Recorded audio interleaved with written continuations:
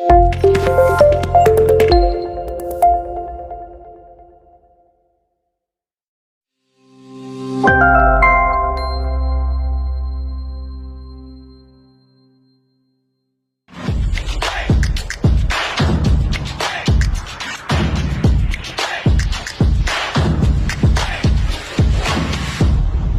day, Felicians. Blessed be God forever. Welcome to our MAPE 9 class. I am Ma'am LALAINE A. de BORJA, your MAPE teacher, and today we are going to discuss arts. But before we proceed, don't forget to like, share, subscribe, and hit the notification bell for more updates. To begin with our lesson, here is our most essential learning competency. Design the visual elements and components of the selected Western classical theater play and opera through costumes and props, with the following objectives. First, discuss selected theatrical forms from different arts periods. Second, create appropriate theater play and opera accessories. And third, appreciate selected Western classical plays and opera's uniqueness through visual representation. To start our lesson, we will play first. Are you familiar with the game Fact or Bluff? In this game, I will give you statements that is related to our discussion later. All you need to do is signal thumbs up if the statement is a fact. And if it is a bluff, all you need to do is signal thumbs down. You have 3 seconds to answer each statement. Are you ready? Okay, let's begin. Theater means place of seeing.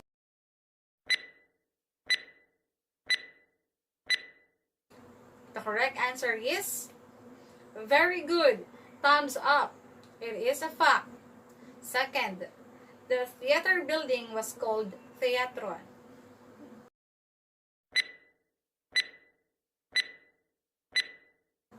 Correct answer? Very good. Thumbs up also. It is a fact. Next. Audience is a large circular or rectangular area at the center part of the theater.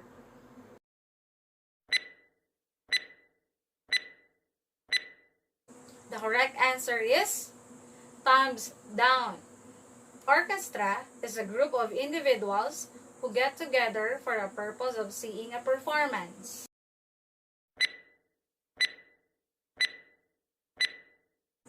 The correct answer is thumbs down. For the last statement, masks are used in Greek plays.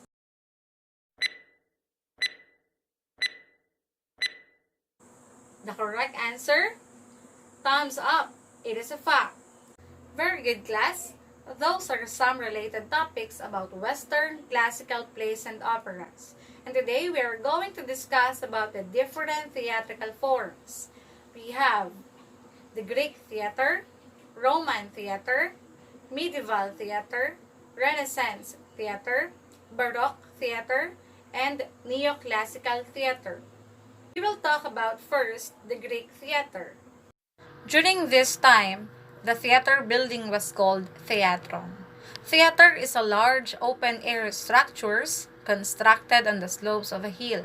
It has 3 elements: the orchestra, the skin, and the audience. And the side entrance is called parados.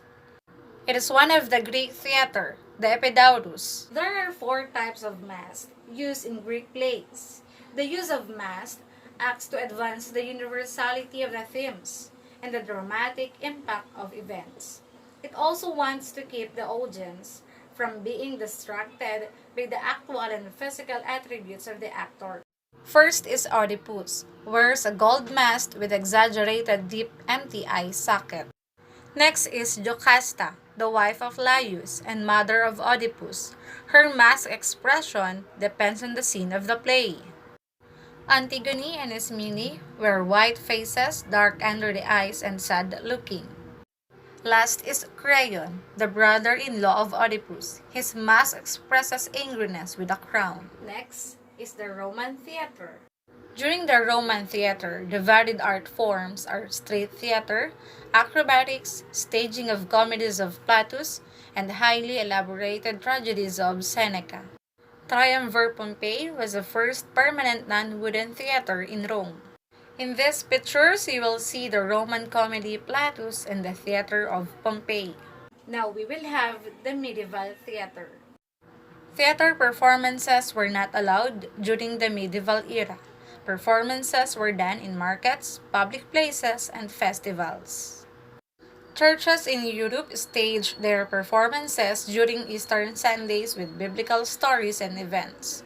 Some plays were held outside the church because of the portrayal of the devil in hell. Example of this is the mystery of Adam. Now let's proceed in the Renaissance theater. During this era, public theaters were developed like the Commedia dell'arte and the elaborate masks. Commedia dell'arte is an Italian comedy and a humorous theatrical presentation performed by professional players who traveled in the troops. Elaborate mask is a dramatic entertainment consisting of pantomime, dancing dialogue and song, and sometimes players wear masks.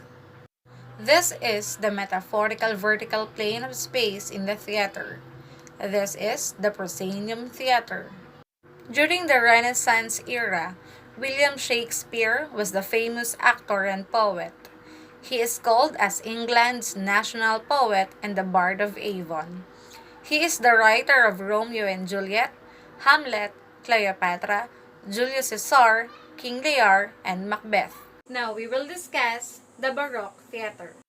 Baroque theater was marked by the use of technology in current Broadway or commercial plays. The crew uses machines for special effects and scene changes with the use of ropes and pulleys. This is the example of a Baroque stage during this era. For the last theatrical form, we will have the neoclassical theater, a movement where the styles of Roman and Greek societies influenced the theater arts. The main concept of the plays was to entertain and teach lessons. Lights and sound effects intensified the mood and message of each scene and enhanced dramatic experience. Use of well-known pair of happy and sad masks symbolized the theatrical arts of this era. And it is one of the example of the neoclassical theater. After knowing the different Western theatrical forms, now let's talk about the famous Filipino playwrights. Francisco Balagtas. Best known work is Florante at Laura. He learned to write poetry from Jose de la Cruz, also known as Jose Sisio. He is also known as Francisco Baltazar. Severino R. Reyes, known as the father of the Tagalog zarzuela, a Filipino writer, dramatist, and playwright, and who was also considered as the giants of Philippine literature. His well-known work is Walang Sugat, a drama set against the historical events in Bulacan during the Philippine Revolution. Dr. Ricardo G. Abad, Artistic Director of Tanghalang Ateneo, actor and director of over 120 productions, directed and acted in Teatro Pilipino and Tanghalang Pilipino of the Cultural Center of the Philippines and the Metropolitan Theater. And for the last Filipino playwright, Salvador F. Bernal, known as the father of theater design in the Philippines, first to develop theater design as a profession and elevate it to an art form. He designed more than 250 productions in ballet, theater, and film. Now, let's be familiarized about the characteristics of the different theatrical forms for our second activity entitled Picture Perfect. All you have to do is to tell something about the picture that you will see. First picture. Very good. It is a happy and sad mask. Next. Yes, good job. Romeo and Juliet. For the third picture. That's correct. Theater of Pompey. And for the last picture, Very good! The Greek theater or the Epidaurus. For your next activity entitled Masquerade, the direction is, in a short bond paper, draw a mask and create your own design. Make it creative. You can use different coloring materials and art materials for this activity. Follow the rubrics on how you are going to rate. The criteria: quality of work, 10 points. Visual impact, 10 points. Neatness, 10 points for a total of 30 points. You can submit your activity on the retrieval of outputs or send it to your respective teachers. To sum up our lesson for today, we will have a quiz. Direction: read each statement carefully and choose the correct answer. Number 1. A theater marked with the use of technology. A. Baroque theater. B. Greek theater. C. Medieval theater. D. Roman theater. Number 2. A famous tragedy story and one of the world's most enduring love story. A. Carmen. B. Romeo and Juliet. C. Oedipus Rex. D. Zuniga. Number 3. It was the first permanent non-wooden theater in Rome. A. Baroque stage. B. Proscenium theater. C. Oedipus Rex. D. Theater of Pompeii. Number 4. He is the man behind the famous Florante at Laura. A.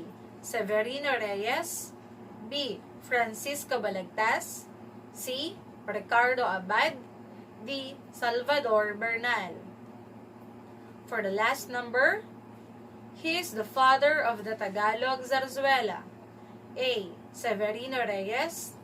B. Francisco Balagtas. C. Ricardo Abad. D. Salvador Bernal. Now, let's check your answer.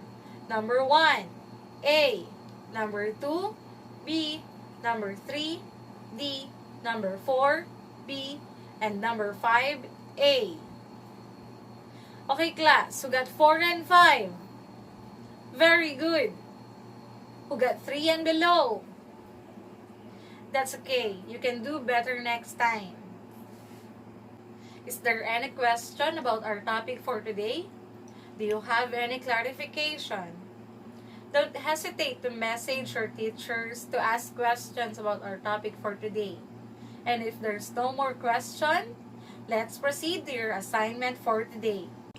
For the reflection, write your personal insights about the lesson using the prompts below. I understand that. I realize that.